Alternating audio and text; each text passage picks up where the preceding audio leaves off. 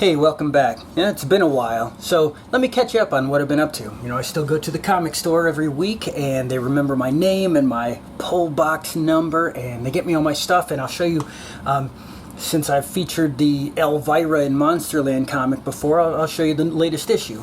You can see here in issue 2, she meets Frankenstein.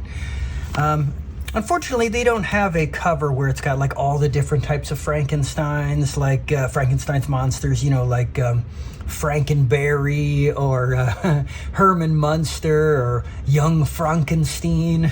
But anyways, this is the version of the monster from the third Frankenstein film, The Son of Frankenstein, where he had this fur coat. It was the last time Boris Karloff ever played the monster.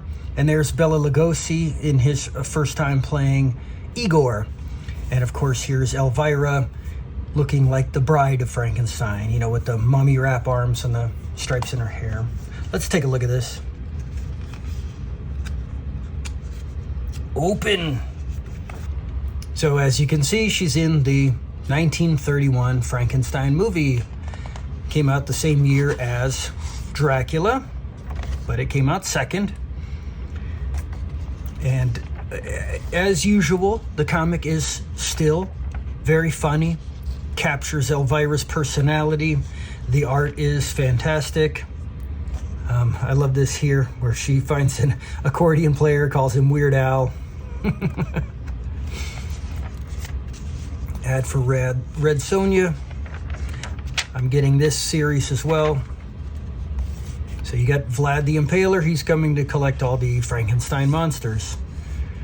And you've got your time-traveling Quantum Leap character. This is looks just like Peter Weller, which is probably why they call him Buckaroo, you know, because he played Buckaroo Banzai.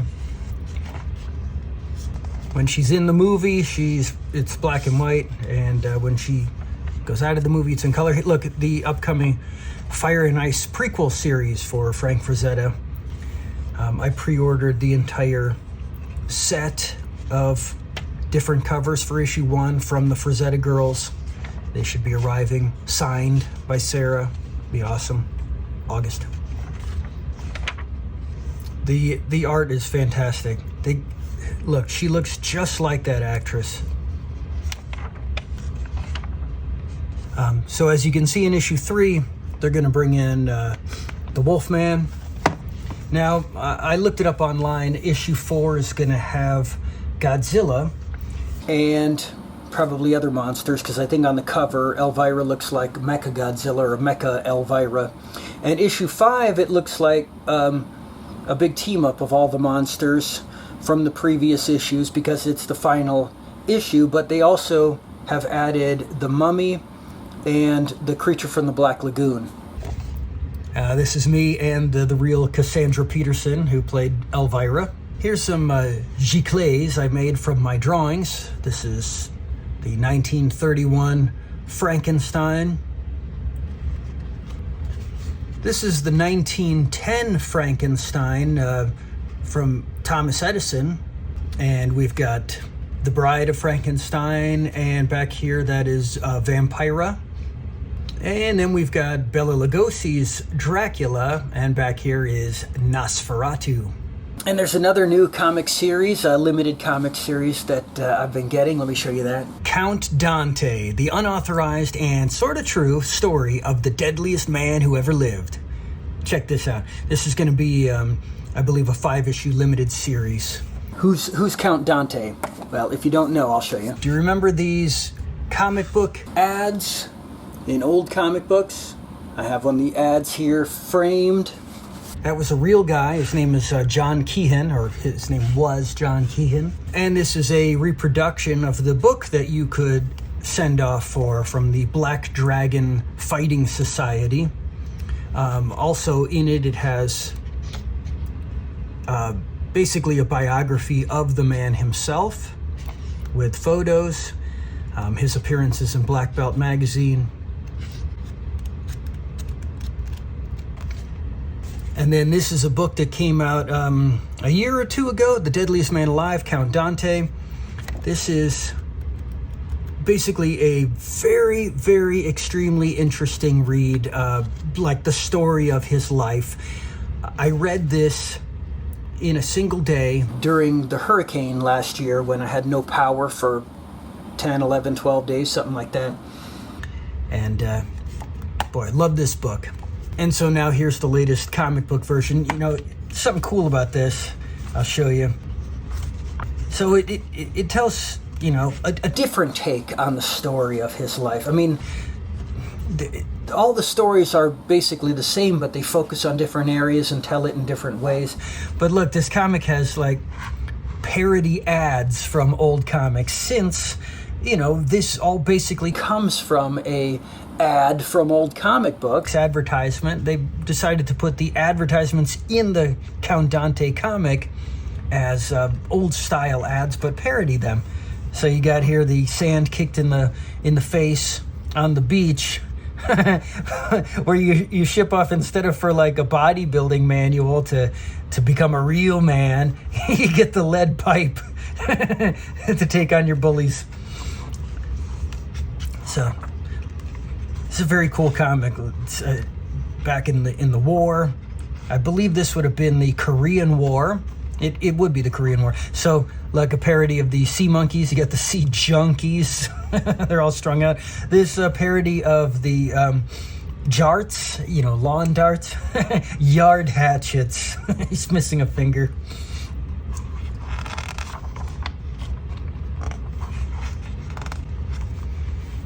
Look at this, X-ray specs. You get the Count Dante beard trimming kit.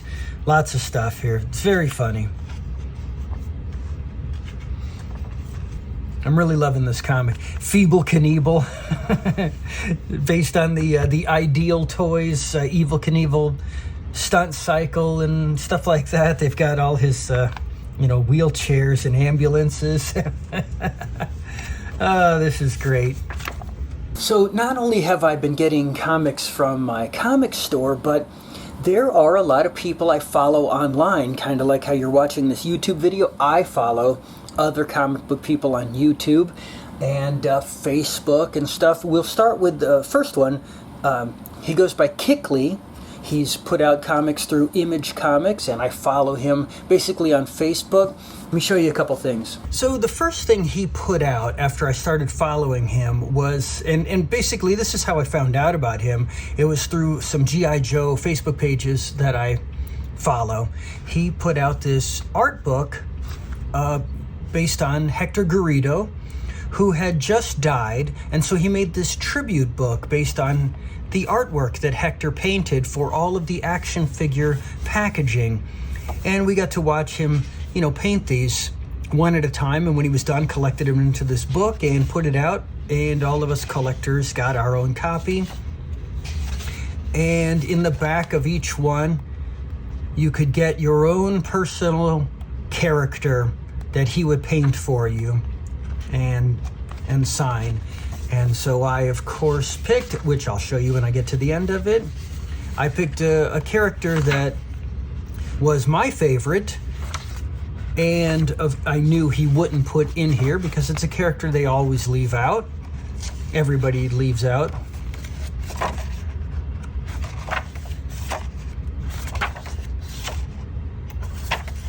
Right there. Grand Slam. See? Signed it to me. Kickley, that was 2019. In 2020, maybe 2020, no, 2021, 2020, yeah, 2021, he painted a portrait of me, which I'll show here. It was basically on Facebook. He said, hey, send me a picture of yourself and I'll paint it. So I sent him a picture right away, and he painted it. Pretty cool, huh? I love how he made me look like Peter Parker. And then, so now, this is his latest comic. He shows what he paints every single day, and completely in secret, besides those paintings, he was making this comic, which, as you can see, it's the exact same size. Well, okay, it's actually smaller than the G.I. Joe one. But as you can see, they're all smaller than a regular comic book. And it's this Tiempos Finales. I just thought it looked like this cool Spanish version of like a G.I. Joe Adventure Team character fighting monsters. It's like, how cool is that? So I immediately bought it. It just came in like a week or two ago. So the fold-out cover. Back from the Dead. It's a very cool comic. Look. Basta.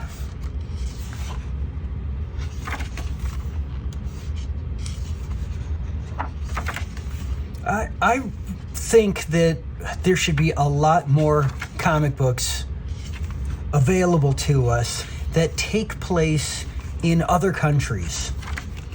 Just like when I covered my Italian Spider-Man comic, my Spider-Man comic that came from Italy, I was very disappointed that it was taking place in New York City and everyone was speaking Italian. I wanted to see Spider-Man in Rome.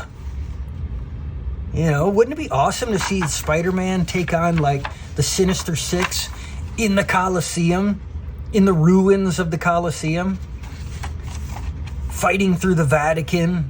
I mean, come on now, that'd be awesome. Some kind of European countryside. Look at this. This is fantastic. See? Gives you a whole different flavor, the cultures. We need more of this stuff. I love this.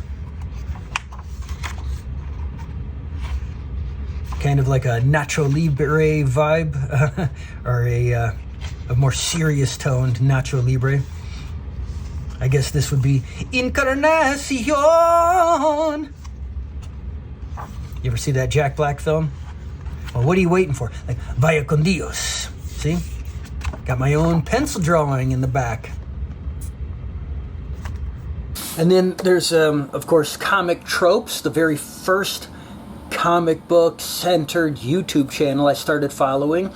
And that's run by Chris Pierce. He got the opportunity to draw the cover to the latest issue of Vampirella, and it was an alternate cover that they sold through Indiegogo, and I got a special package of them I'll show you now. So here we go, Vampirella Year 1, Issue 6. And here is Chris. He drew himself from Comic Tropes, so Cover Tropes. Homages, death, guest stars, gorillas, and he signed it. And then it's got this seal and this certificate of authenticity. So I didn't open it. There's actually 3 versions of issue 6. There's the black and white one as well. And then there is the, I guess they call this the naked version, you know, so it has no logo or numbers or anything on it. All 3 of them are signed. They all are sealed with the certificates. So if I want to read them, I'm going to have to get one of the other covers, probably the normal cover. This is just one of the alternate covers. This is Chris Pierce. I wanted to get it because I've been watching his channel for years. I like the guy. He knows me. Every time I pop into one of his chats, he goes, "Hey Kevin, great to see you again." And the package I got, it came with the first 5 issues. 1, 2, 3 photo cover, 4, and 5. These, of course, are not sealed, so I can read them, and then I'll just get one of the normal covers of issue 6, like I said, so I can read that. Because I get Vampirella comics. So, there we go. Now, there's a brand new, well, it's not a new YouTube channel. It's been around for a couple of years. I think it started, they formed maybe a decade or more ago as a group, and they started their YouTube channel a couple of years ago. I just found out about them and went and marathoned all like 100 or something videos on their YouTube channel. I watched them at double speed, and it took like a week or 2 to get through the videos, but I just became obsessed. They're called Power Comics. Basically what they do is they find these very low print run comic books put out mostly late 80s, early 90s. Right after Teenage Mutant Ninja Turtles, the comic book came out, it kind of like opened the floodgates for people saying, hey, I'm going to try and put out my own comics. So I was a part of this at the same time too. I collaborated with putting together a part of a comic book to be part of an anthology that my local comic store was going to publish. A lot of these low print comic books that came out were put through local comic book stores, and it's the local artists, local writers. They want to get something out. The store will go in on it with them. They'll print it. They'll sell it through the store. They'll try to promote it through conventions and see where it goes. Most of them then just die off after the first issue. You know, these are very young teenage creators, untrained. It looks cheap. It looks bad. They're not ready to or skilled enough to get hired by bigger companies. That's why they're trying to put out their own thing.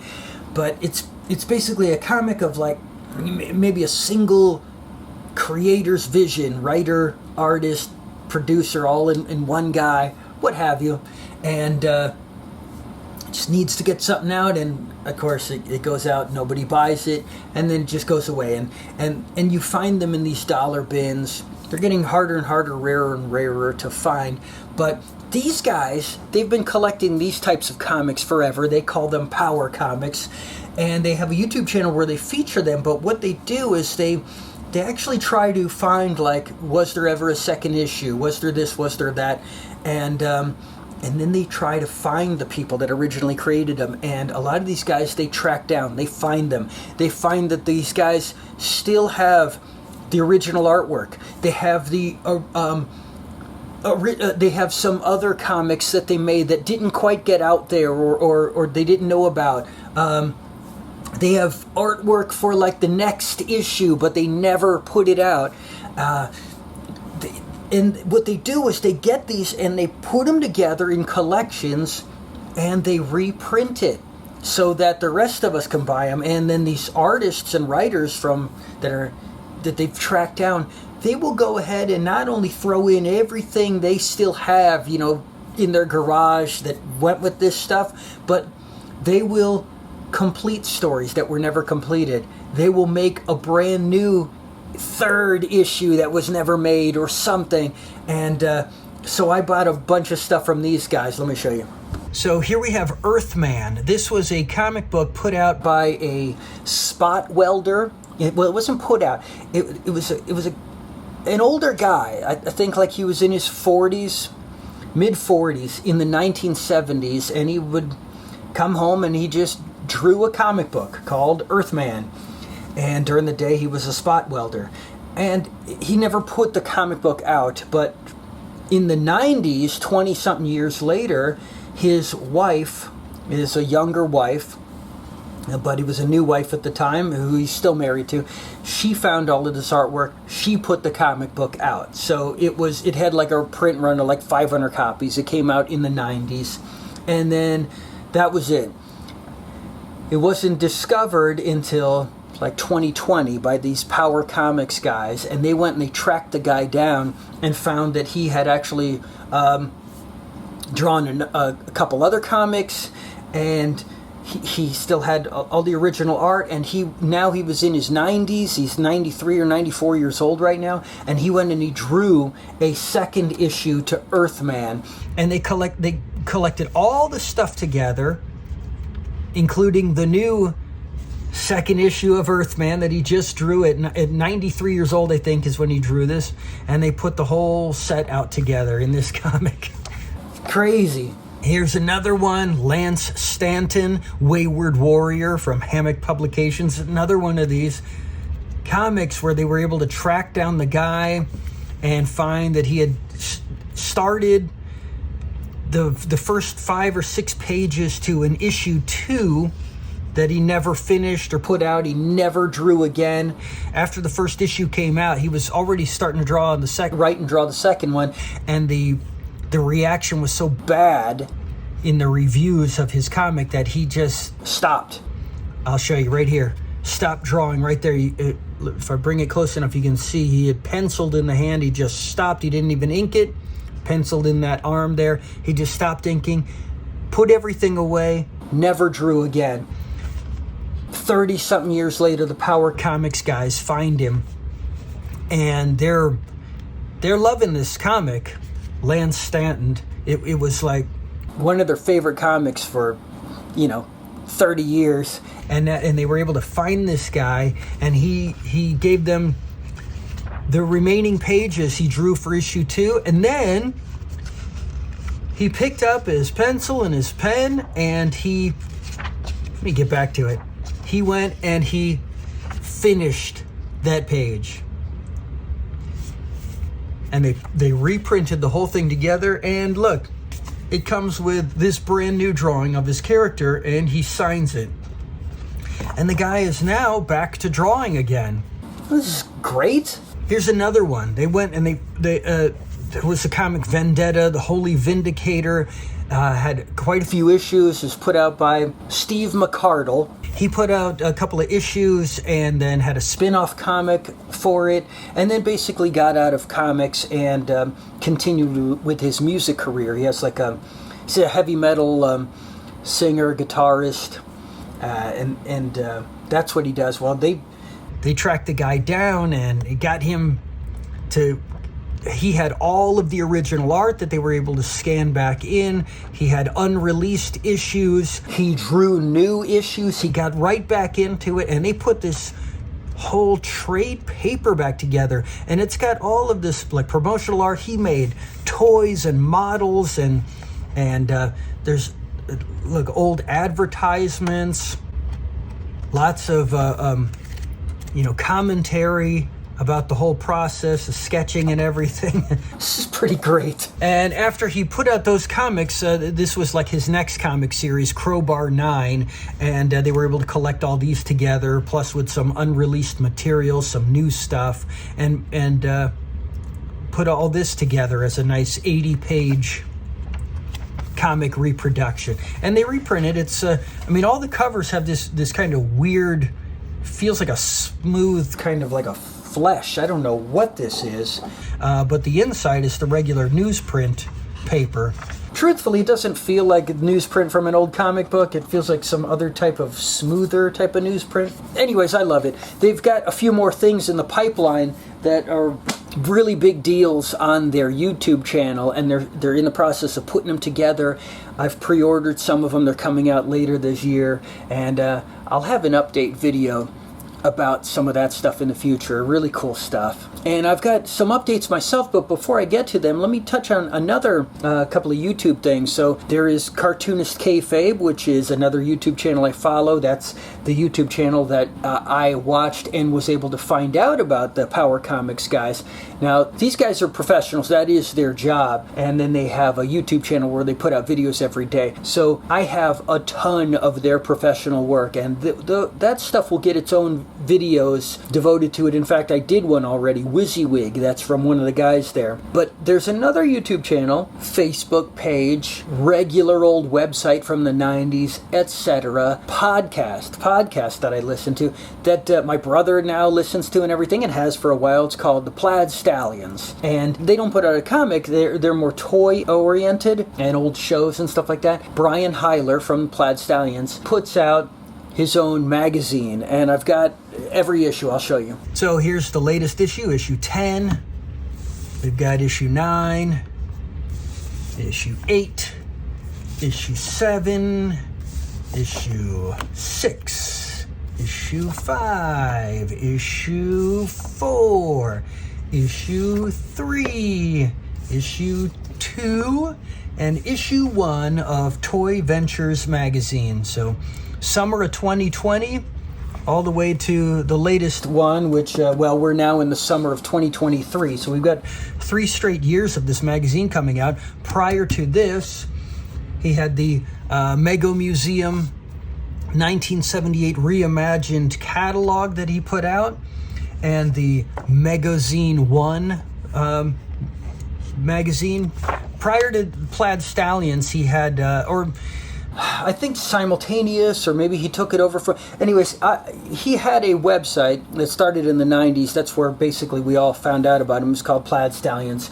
But he was also associated with another website called the Mego Museum, which I believe was started by someone else, and then he took it over. That's what these come from. And prior to all of this, not prior to it, kind of during the run of these magazines, or maybe just prior to Toy Ventures coming out, but after these magazines, he put out the book Knockoffs. He's got a new book coming out called Mall Superheroes, something like that, so I'll be getting that. But this was his book. But before all of this, before all of his publications, his first publication was Rack Toys. So this was his first book.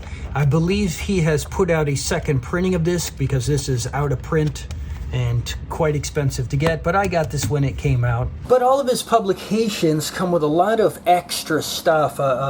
He put out many sets of trading cards, which I used to have a ton of, but I sold them on eBay. There was no way to get all of them. They were just giveaways he would put in the mail with you, and you couldn't buy them. And if you went on eBay to try to get like ones you didn't have, they were very expensive. There was no checklist, or maybe there was. I don't know how many there were, but it was just a thing I couldn't get all of. So I ended up selling what I had. But his Toy Ventures magazines, each issue comes with little bonus things. So I'll show you. Look, we've got this felt banner. We got this patch. We got this foam flyer for Mr. Rock. If you open it up, which I haven't, and you assemble it, it's one of those flying gliders, you know.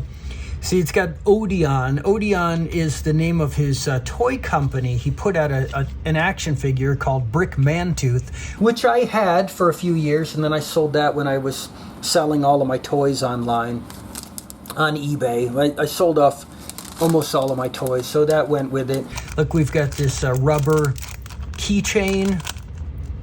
I believe this is the superheroes thing. I think Spider-Man drove this, and it would eat the Green Goblin figure, and then out the back it would print out like a flattened version of the Green Goblin. Let's see, we've got, what is this? We've got a sticker and a couple of buttons. A trading card, a postcard,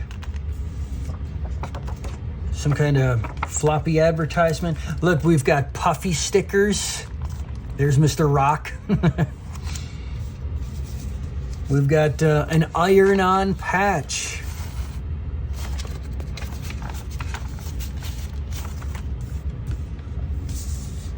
And let's see. Oh, we've got kind of like a faux movie poster for the Star Team. It's another one of the action figures I had that I sold. And so now let me update you on a few other things. Of course, I had a video about Brady Bunch stuff. I forgot to show I had these two magnets. I actually bought both of these at the store called Five Below exactly 2 years ago today. It was right after I started my Brady Bunch podcast, and I had joined a Brady Bunch Facebook group, basically so I could kind of advertise my podcast. And somebody showed one of these magnets. They said, "Hey, look what I found at Five Below." And I remembered, oh wait, there's a store called Five Below near my house. Let me drive up there. And I went there, and they had both of these magnets. So they've been on my refrigerator for exactly 2 years. I got to go put them back. But I also showed these trading cards. These old rare trading cards from the late 60s, early 70s of Alice on some set that was not featured on the show. I forgot to mention that this dog was not featured on the show. This is not Tiger. The boys, of course, had Tiger, and the girls had Fluffy the cat. Fluffy the cat never made it past the first episode. There were 5 different dogs that played Tiger during his run on the show. None of them were this type of a dog. So I don't know what this set is. I don't know whose dog that is. It's very weird. Alice is the only one featured in this trading card set that is basically from, I don't know, an alternate dimension or something, because there's a lot of cards that are stills from episodes, and then there's ones that aren't from the episodes. They're just promotional shots, the family sitting together in a park with lollipops or something. They were publicity photos, and these, of course, are publicity photos of Alice, but they're the only ones where she's in like some alternate house, like with an alternate dog. And since that episode of my Brady Bunch YouTube video that I presented, I've gotten the third and final Alice card from this alternate house. So I don't know whose house this is, but there we go. Then I also had a video about the Wizard of Oz. I forgot to show I had this Wizard of Oz book all about every animated version of the Wizard of Oz, going back to the 1930s all the way until about 2020 or so. And since I found this book on my shelf that I completely forgotten about, I just read this entire book over the last couple nights, and some of these in here sounded pretty interesting, so I was able to find them on YouTube and downloaded them, so I'll watch those. And last but not least, I had my video about computer hackers. That's the one where I showed WYSIWYG. Check this out. I've got an issue of the 2600, the Hacker Quarterly magazine, that actually says Free Kevin right on the cover, Kevin Mitnick. So, you ever seen this magazine? I'm asking my brother now, Brian, you ever actually seen a copy of the 2600 magazine? Check it out, Free Kevin. This is from 1998 to 1999. It's winter. And, of course, the movie called Takedown, Trackdown, where it was about Kevin Mitnick. The actor Skeet Ulrich, or Ulrich, however it's pronounced, he played Kevin Mitnick in that movie. I met Skeet, and here's a picture of the two of us. So there we go. That's the latest update. I'll try not to be away for so long by the next video. See ya! Wait, there's one last thing I forgot to tell you. So I've made videos about going to the Frank Frazetta Museum. Well, they just sold a painting that was there. Here's a picture of me with it. It's called Dark Kingdom, and it just sold for $6 million at the Heritage Auction. It is the highest sum ever paid for any piece of fantasy art. It holds the record. So it was painted as the book cover for the novel Dark Crusade in 1976, but it's famous because the band Molly Hatchet used it as their album cover for their second album, Flirting with Disaster, that came out in 1979. They had previously used the Death Dealer painting as the cover of their first album in 1978, and they later used the Frank Frazetta Conan the Conqueror painting as their third album cover, Beating the Odds, in 1980. So, at least I got to see it before it sold. Okay, now I'll let you go.